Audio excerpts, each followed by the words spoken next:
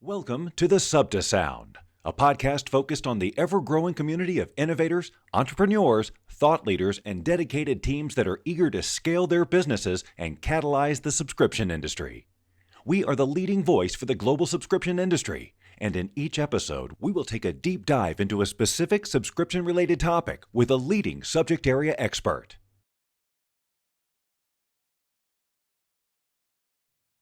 Smarter Chaos is the premier digital performance marketing agency located in Castle Rock, Colorado. We build multiple, profitable performance marketing channels, and we're good at it. Over the last 8 years, we've launched and grown more than 300 plus successful customer acquisition programs. We've driven customer acquisition and positive return on ad spend for high-profile brands like FabFitFun, Shipt, WatchGang, and Enjoy Flowers. Take your subscription box to the next level. Improve your ROI today with Smarter Chaos. Outside the box. Hello, everybody, and welcome to the SUBTA Sound. I'm super excited today. We have Victor Cho, CEO of Evite. Victor, thank you so much for jumping on. Yeah, my pleasure. So I'd love to start off, Victor. You've got a immaculate background, so I'd love to just quickly introduce to the audience a little bit about yourself and your journey and how you ended up at Evite. Yeah, that sounds great. My background's never been called immaculate, so I'll take it. So I'm the CEO here at Evite. This is my 5th year at the helm of the company. Came on board in 2014. I've had a long history of software and technology executive roles, all the way back, starting at Microsoft in the 90s. This was when the pre-internet days. I think I started there in 1993. Launched a bunch of Microsoft's first e-commerce initiatives in the very early days of the internet. So that was actually very fun because at that point in time, Microsoft was the monster tech giant in the space, of course. And so I got to see an industry form, the whole internet industry form at the center of the ecosystem to a large degree. I was there for about 7 years, and then I've done a bunch of things across my in my career since then. I've started up a company, so I've done the startup thing. I've turned around businesses. I was at Kodak. They had a large online site called Photo Kodak Gallery that I ran as CEO for 4 years. I've done hypergrowth, Microsoft, kind of slower steady growth at Intuit, personal finance company. And really all of my roles have been learning roles from my perspective. I always look to try to find the place where I'm going to get the best learning as an exec. And that landed me here 5 years ago. That's amazing. And so Evite has changed the way we think about planning parties, right? And the way we invite individuals to it, and sort of taken the I would say modern approach to that. And so more recently, and remind me of that time frame, you had thought about introducing a subscription model and have introduced a subscription model to Evite. Is that correct? That's right. Yeah, for those of you that are, hopefully everyone listening to this has gotten an Evite at some point in time. You guys are loved and have some friends. Actually, it's a super compelling business for me to run. I can honestly say I loved Intuit when I was there. It was some of my best executive training, but for the life of me, I couldn't wake up and get excied about making taxes more efficient. Yeah, I was going to say, no matter how much I tried. No ding on Intuit. I love all the Intuit folks out there. I love the business. Love you, Scott Cook. But no, this is different, right? I wake up every day and I'm thinking about how can I make it easier for people to come together and spend time face to face. And so that's just, I love that in terms of the business. The business model, to your question, up until now has always been advertising driven. And so you send out an invitation as a host, a whole bunch of guests view it, and it's highly contextual advertising because we know, wow, this is a 6-year-old's birthday, and advertisers want to get in front of that stream. But what I came to the conclusion of several years ago, which is, our advertising business has a great value proposition. And of course, that's going to be a key leg to the business. But we recognized there was this huge untapped opportunity out there around more of the professional group, small work group space where, and I'm sure all of you guys have gotten one of these emails. It's literally a PDF embedded in an email that says, hey, welcome to my corporate event. every time one of those is sent out, and there's literally billions of those sent out every year, Right. I'm pained because it's like, that's horrible. It's just like this email. And there, in fact, is an amazing software system that lets you send out RSVPs and track it, and then upload photos and do it via text as well as email. And right, all of the infrastructure that we built up over 20 years is incredibly relevant for that segment. And so, yeah, to your point, we basically packaged up a professional offering in the spring of this year, and launched out in trial mode. And yeah, well, now we're turning on the afterburners and going hardcore into that market. That professional model, is the customers on that typically businesses, or do you see consumers that are taking advantage of that as well? It's predominantly small businesses, organizations, and work groups. There are a small number of consumers that will actually sign up, but our core focus is more of that, call it prosumer, for lack of a better term, and business, kind of SMB organization market. And so the model has like a freemium sort of model, right? There's like a free product, and then there's like a mid-level, and then there's the premium, which is to the B2B, which is interesting because maybe it's similar to Intuit, right? Like there's like consumers could use that, and then like, yeah. That's exactly right. As I was thinking about like where is there a broad consumer offering which then splinters off right into this business market? Yeah, exactly. Intuit has a bunch of those, so it's great that I got some of my training wheels there. Yeah, but no, we actually have a more complex upsell flow than a lot of businesses, right? A lot of the subscription businesses, I'm sure, that are listening to this, have a singular offering. Right. It's, let me try it, and then let me get into it. But we literally have two different businesses if you think about it, right? We have a free consumer business, and we also have a paid consumer business. So we have a freemium model on our consumer business, but that's more of a one-off purchase. It's like, hey, I would like to do my graduation party. I want to spend some money on that, make it a little more special. So you can do this one-off transaction. And then we have a business offering, but those flows are actually integrated somewhat. So yeah, as you're going through the consumer flow, as a business, because a lot of businesses actually use core Evite, and you see, oh, well, I could throw this free invitation for my happy hour for my team. It's like, oh, I could actually also get upsold into this subscription offering that's relevant for me as a business. So and I think we're still really figuring out those flows because it is a little bit more complicated than other companies. What I think is great too is like, I'm a big culture guy, right? Like I love like thinking about the culture of our business, and I think that sort of communicates to your customers as well, right? Like if the environment is somewhere where your employees love coming to work and the culture is great, like that can translate to the way they communicate with the consumers, and so that's super important. And so I think I love what you're doing in that sense, because like holding events and having these happy hours and little things, right? Like, we just did at our office a little Halloween party, and we had these little games and pumpkin carving, and like all of that culture is so important. And so I think it's amazing that's what Evite's thinking about. What was it that? No, it's a great example, right, of a use case, right? If you think about, I'm not sure what you guys did for that holiday party, but there was probably a whole bunch of awesome photos that were shared that might now be lost in the ether, right? And so over the last 4 to 5 years, we've really built up a whole, what I call private social network around these invitations and around these events. So yeah, we throw, a Halloween party. We use Evite, of course, because we're Evite. But no, you get the robust feed, right? You get the photo sharing, you get a bunch of messaging back and forth. That's not cluttered, and you're not going to put that out on Facebook, right? Because you don't want your corporate party out on Facebook.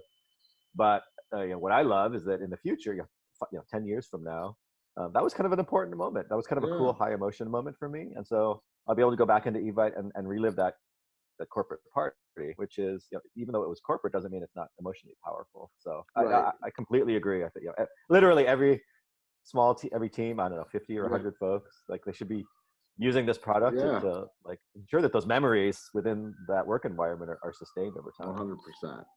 And do you see that there's like a certain team size that like, does this work for those that are a size of 10 employees, 6, like, or do you feel like there's like this minimum of 50? You mentioned 50 to 100, so I didn't know if that's. That was just kind of a random number. It's really more of a function of how often you guys get together with events where it would be relevant. So, here are just some examples of the types of events where it makes a ton of sense, right? Of course, your intercompany, like your all company offsites, your company holiday parties, but also, board meetings, right? You want to get people Right. together, make them feel a little bit special. Customer appreciation. If there's a sales team at all, like that's a huge one where, right, you're trying to invite people to sales events. So yeah, it really depends on the nature of the business and how many events you're throwing. But I'd say, as a simple rule of thumb, if you were throwing like an event a month where software like this would be relevant, then it probably passes the ROI bar. That's great.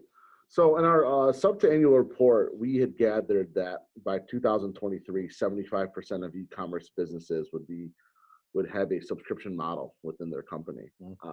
What was the tipping point, or what did you evaluate when you made the decision to roll out this premium model? What were the things you were thinking about when you rolled it out?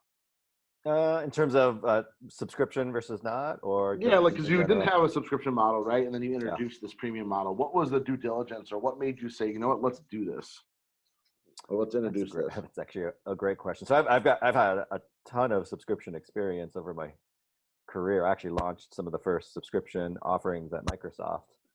We were testing in the consumer space. This is when the internet first came on board. It was literally one of the first things that Gates sent down across the organizations when the internet came was like, wow, we can turn our one-off software businesses into recurring revenue streams. I mean, he was so smart. When was that? And when did he think about that? When was he? That was 1997, I want to say, is when I took over the consumer version of that program. And then the subscription model started when? Well, those were the genesis of, if you think of the Windows Update program, and like that literally started like maybe 2 years after the famous Microsoft Internet memo. I always bring up, I say, I remember like 6-7 years ago when you wanted Microsoft Office, it was like pay $500 or like pretend you're still in school and get it for $150. But like now you just pay $10 or $15 a month and you have it. And it's just so genius, right? And the consumers are more thinking about usage versus ownership, and it's also just like this like sort of cost savings, right? And same thing into it, right? Like it's either buy the software or pay for the online, and everything's just moving to this model, so it makes a ton of sense. But people don't realize that those seeds were planted in literally 1995, 1996, right? Microsoft. It took a long time for it to reach its kind of current incarnation. But no, to answer your question, so a deep experience in subscriptions and annuities. Of course, the economics of those models are just great in terms of retention and predictable income. Businesses exactly are just way better. So that was one factor. The second factor was just thinking about the use case of like, hey, as a business, because we could easily launch into the business sector with the current model that we have with hey, a free versus a one-off sale. And our general take was, no, if these guys are sending out 10 or 15 or 20 events, that's just kind of annoying for one, right, to constantly think about it. And so we felt like it was a much better model to do all you can eat. So our current incarnation of our product is an annual subscription, $249 a year, unlimited events. You could literally throw 200 events if you wanted, and 2,500 guests. So a significantly larger guest list size than you would get in Evite Core. And so I think what is really good for the listeners to think about is that they might be having a direct-to-consumer business, like most of our members are direct-to-consumer, and you've taken a direct-to-consumer business and sort of introduced a model that is appealing to the B2B side of things, right? So it's another revenue stream. And so what are the different strategies you take, right? Because you've got all of this marketing and this branding that goes out there that drives consumers to Evite. What were some of the things you did differently? What was a different approach you might have taken to get that exposure on the B2B side? Was it like more guerrilla marketing? Is it more things on LinkedIn versus Facebook? Or does it sort of like when you get the consumer in, it like gets them thinking about the business side of things for their work?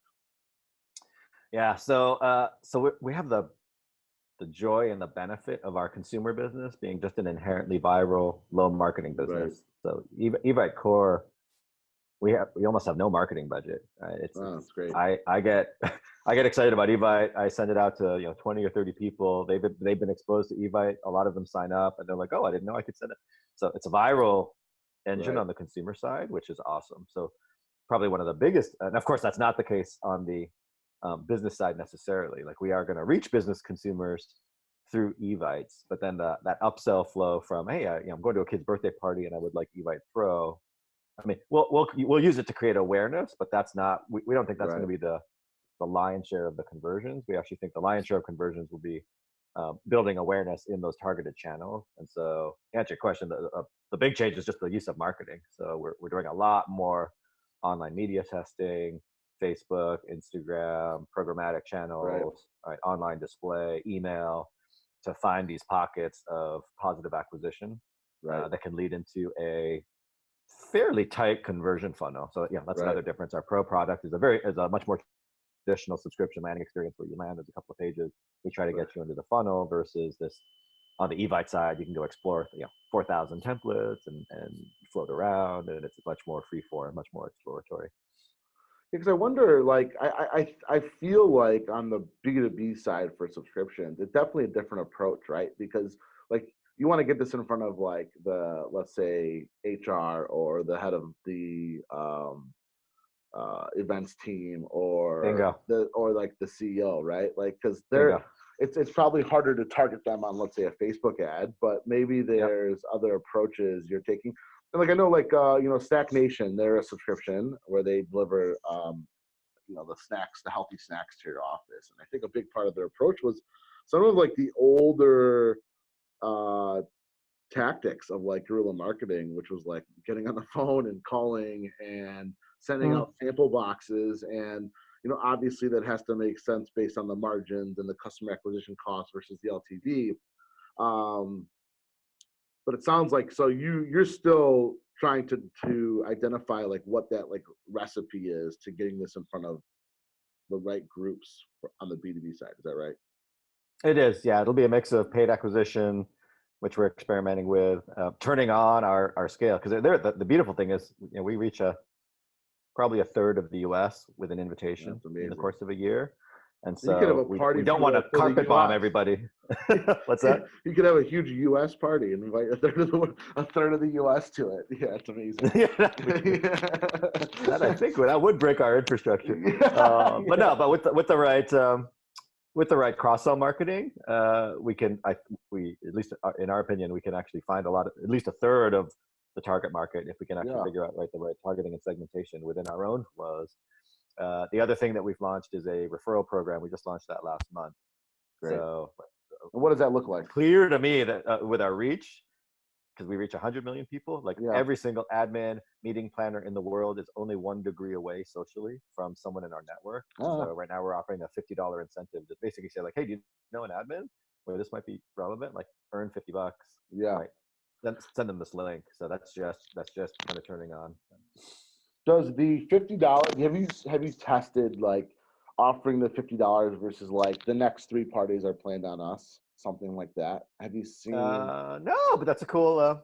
We started with cold hard cash, but we're going to experiment with different incentive models. Yeah, because I sometimes like to think like, sometimes I feel like when you incentivize with cash, sometimes the other end, and I think this depends on the product really, but like sometimes the other end is like, is Chris just recommending this to Victor because he's going to make $50 on me, versus like, and I think I feel that sometimes with like certain products, like I've seen brands do the like, share this, you'll save 10, I'll save 10.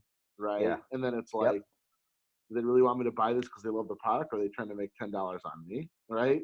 And then I think that there's like a way to do it where it's like, on the product side, right? It's like you'll get another month of this product if you refer a friend, or even like an impact level. So I know we had the honor of having you be a keynote at our last event last month and at Recur. So thank you a ton for that. You talked about the impact and the things that Evite was doing to give back. Can we touch on that real quick? Yeah, no, absolutely. It's one of maybe the thing I'm most proud of over the last 4 or 5 years. Yeah. Yeah, so tell us a little bit about that. Yeah. Yeah. So when I first joined early on, we're a highly customer centric company, and so we always look at like, what are the customers doing?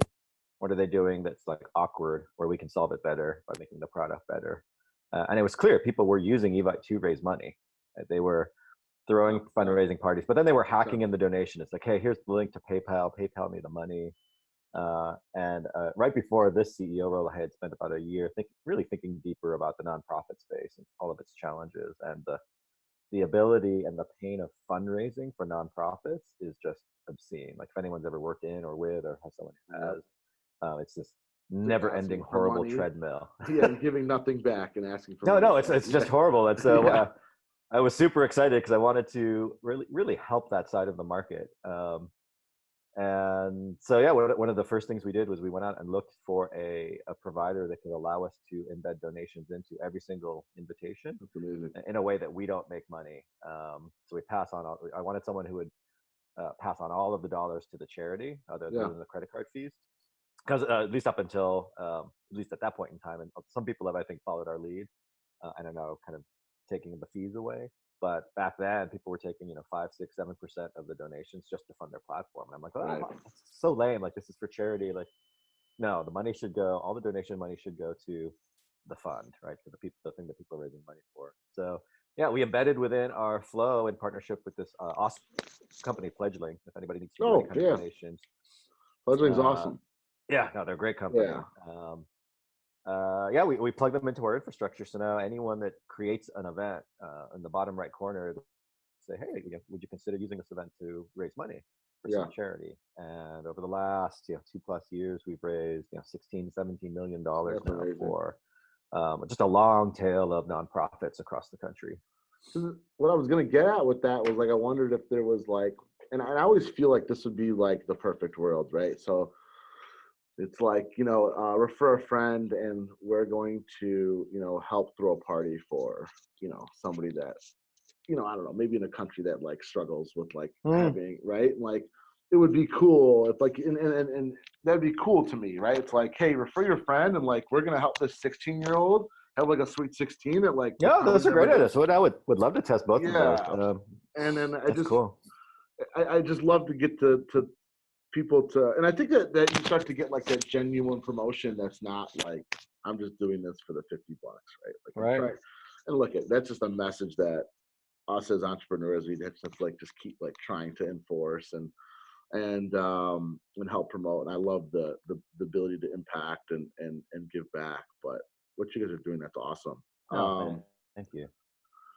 Yeah, it's great. So tell me how you're thinking about customer acquisition costs on the subscription side versus, I guess, on the consumer side. You said that it's very low because you have no marketing. You just have so much exposure. Yeah, exactly. It's this almost free viral engine, right? And then that brings things in. And then on the you launched last spring, so it's been just over a year on the premium side. This spring. So we've been out like 6, 7 months. Oh, so very early still. So you haven't even had a renewal yet. No, exactly. Yeah, you haven't had a renewal yet. So I think that you're probably going to be thinking about like the retention tools that might start to come into play as renewals start to hit. Yep. And that'll be interesting. Maybe we'll do a podcast again in like a year and see like how that goes, because it'll be. I have to believe that the retention tactics of the renewals that are happening on the corporate side versus the consumer side are like completely different. And things might come into play like when the renewal goes to hit, they need to be notified before it hits, things like that, and so no, that's great. So we chatted about 25 minutes here. I'm thinking about, is there a model on the consumer side that you could see a subscription being built up? Oh, absolutely. It's funny, when we first started our subscription. Of course, we didn't start in the business side. We actually started with a consumer subscription. Oh, okay. Yeah, tell me more about that. And and we tested an annual, we tested a quarterly. All right, the thought was, hey, are these party divas, for lack of a better term, like people throwing a lot of parties, or someone that just likes the aesthetic, right, of an ad-free experience? Like, could we get them into a subscription flow? And we launched that, and we looked at the customers, and we're like, wow, a lot of these people are actually using this for business events, which then led us to, well, we hadn't really thought about that. Let's go size that market. And we went to size that market, and we're like, hey, this might be a much bigger market. So it's funny, our launch took us in consumer first, which then took us into this business vector. Consumer's not done. We do think there is still very, very much an opportunity in that space. We actually built a lot of the products and infrastructure. So, it's very possible that we will go back to that model as well, and maybe have a free one-off premium consumer business, a consumer subscription business, a small business subscription business. Like I think that's a high probability end case for us in the next couple of years. Yeah, maybe there's like on the side of like even on the consumer end, I could see like maybe like teachers, right, that like sign up for this because they've got students that they want to continuously, Yeah, exactly. right, and like and while they're not a full corporation, they're still like it's I don't know what you'd call it. It'd be like the mid-level sort of corporate model, but that makes sense. No, that's great. No, that's awesome. So Victor, I appreciate you telling the story and jumping on the SUBTA Sound. Yeah, Chris, my pleasure. Thanks you run a great event. I had a blast at your last event. So I appreciate it. I appreciate all your support with SUBTA. We'll be in Dallas next May, so hopefully you can make it out. And look forward to chatting soon. Excellent. My pleasure. Thanks again for the time. Thanks, Victor. I'm going to pause this.